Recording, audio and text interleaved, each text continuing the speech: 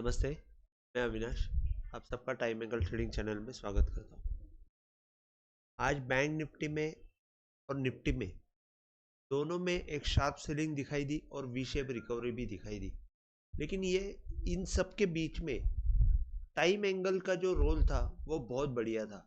Time angle ने bank Nifty देखेंगे तो आप एग्जैक्ट बॉटम पे जो परसों का जो बॉटम है वहां से अगर आप डाउनवर्ड टाइम एंगल डालते हो तो आप देखेंगे कि एग्जैक्ट वहां पे सपोर्ट ले लिया और वहां से जब ऊपर आया तो यहाँ ऊपर की साइड में जब रेजिस्टेंस का जो टाइम एंगल था, जो अपवर्ड टाइम एंगल था, वहां पे जाके रुक गया। अभी या आप ये देख सकते हो कि यहाँ पे कितना अच्छा ये सपोर्ट और रेजिस्टेंस का कम टाइम एंगल ने किया हुआ है। जैसे कि अभी एक नया पॉसिबिलिटी बन रहा है, जैसे मैंने कल भी कहा था कि जब ये टाइम एंगल क्रॉस हो जाएगा, ये टॉप का टाइम एंगल क्रॉस हो जाएगा, क्योंकि ये लो के नीचे ये लो मारा हुआ है, तो हाई का टाइम एंगल जब भी क्रॉस हो जाएगा तो एक बड़ा टाइमिंग बड़ा बाय सिग्नल जनरेट होगा। उसके बाद कल एक अच्छा कंसोलिडेशन का दिन देखने के बाद एक सुबह एक अच्छी सेलिंग आई और वो सेलिंग ने लिटरली परसों का लो तोड़ दिया।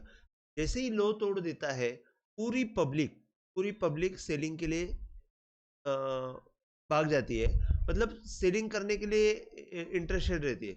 लेकिन उसी वक्त टाइम एंगल आपको ये सपोर्ट करके दिखाती है कि यहाँ पे ये सेलिंग का टाइम नहीं है, तो दिमाग शांत रख के आपको यहाँ पे बाइंग का काम करना है। और वहाँ पे आप एक 10 मिनट रुकने के बाद आप देखेंगे तो टाइम एंगल ने कितना अच्छा सपोर्ट किया हुआ है और वहाँ से एग्जैक्ट सपोर्ट आते हुए दिखा है। अभी कल के मतलब ये जो सिनारियो है इसमें क्या होता है कि जैसे ही लो टूट जाता है पूरी पब्लिक सेल करती है और वहां पे ऑपरेटर का काम शुरू हो जाता है। और 10 मिनट आप रुक जाते हो, शांति से देखते हो, तो टाइम एंगल जब तक क्रॉस नहीं होता है तब तक तो आपको सेल करना नहीं है। और जब बाय करने के लिए थोड़ा 10 मिनट के बाद आपको सपोर्ट दिख जाता है और आप वहां पे अगर टाइम एंगल के आसपास यहाँ पे सब बाय करते हो तो आपको बहुत अमेजिंग रिजल्ट मिलता है। अच्छा, इसके बाद जब ये ऊपर की तरफ आता है आप देखेंगे यहाँ पे एक छोटा सा पैटर्न बन गया। एक बाय लो के नीचे लो मारा और जैसे ही हाई का टाइम एंगल क्रॉस हो गया या यहाँ पे क्रॉस हो, एक अच्छी मूवमेंट देखने को मिली। इसके बाद ऊपर की साइड में जो आज का हाई था, अगर आप देखते हैं यहाँ से ये लो के नीचे ये लो मारा है तो ये हाई के ऊपर का टाइम एंगल जो है वो क्रॉस हो जाएगा तो हमको फर्दर बाइंग का सिग्नल मिलता था। लेकिन आज के दिन में ये 45,850 से लेके 46,710 मतलब करीबन 900 पॉइंट की रैली देने के बाद तो टाइम एंगल मतलब बैंक निफ्टी ने 900 पॉइंट की रैली देने के बाद एक थोड़ा सा रुकने का जो कॉमन सेंस है कि वहां पे थोड़ी सी बैंक निफ्टी रुक गई और वहां से एक 400 पॉइंट की सेलिंग आ गई और फिर क्लोजिंग में करीबन 46,370 में बंद हो गई। तो अभी कल क्या होगा, तो कल मेरे ख्याल से बैंक निफ्टी अभी ये जो साइडवेज मोमेंटम दिखा रही है, बॉटम बना रही है, तो मेरे हिसाब से एक अच्छा बाय सिग्नल हमको 46,950 के ऊपर या 47,000 के ऊपर आने वाला है। और 47,000 के ऊपर जो बाइंग सिग्नल आएगा वो 47,600 और 48,400, ये दो लेवल हमको दिखाने वाला है।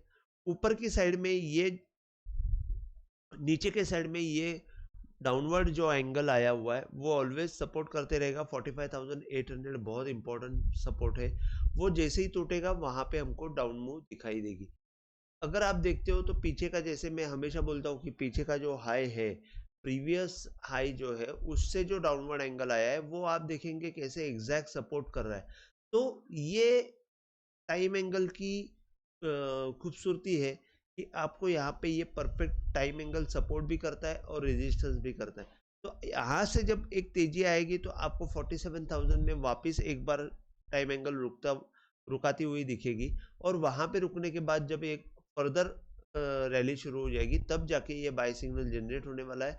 और ऊपर जाने के बाद आपको 47,350 400 के ऊपर एक नया आपको जोन निकलते हुए दिखेगा और वो 48,500 400 तक जाते हुए बैंक निफ्टी दिखेगी।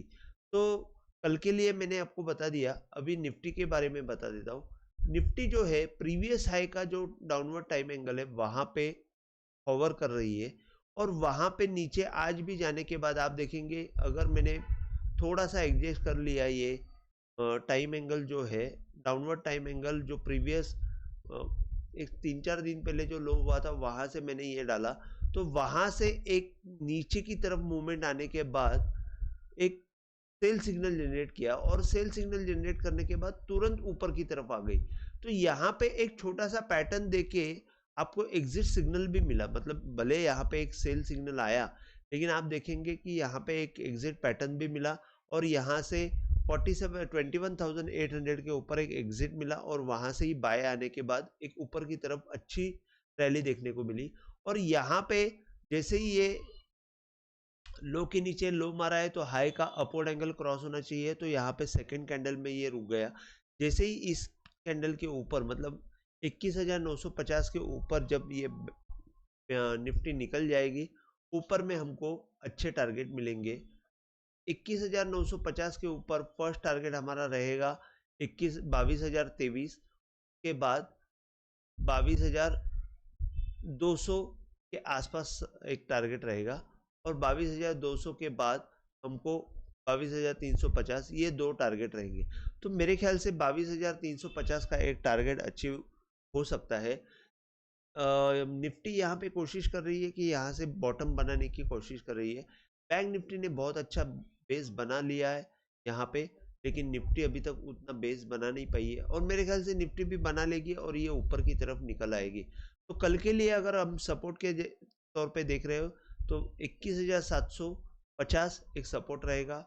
उसके नीचे अगर टाइम एंगल के हिसाब से देखते हैं तो लो के नीचे लो 21,700 का एक सपोर्ट रहेगा और जैसे ही ये 21,950 के ऊपर निकल जाएगी 22,200 22,050 ये दो लेवल रहेगी और ऊपर की तरफ 22,350 रहेगी। तो आप देखेंगे कि टाइम एंगल ने इतना अच्छा सपोर्ट किया हुआ है और रेजिस्टेंस भी दिया हुआ है। तो इसके आगे मैं बोलूँगा कि निफ्टी और बैंक निफ्टी में एक थोड़ा सा पुश की ज़रूरत है, एक बाय सिग्नल आने की ज़रूरत है जहाँ से हमको एक अच्छी अपमूव मिल सकती है। अगर आपको वीडियो पसंद आया हो तो प्लीज़ आप शेयर कीजिए, लाइक कीजिए और सब्सक्राइब कीजिए। जय हिंद, थैंक यू।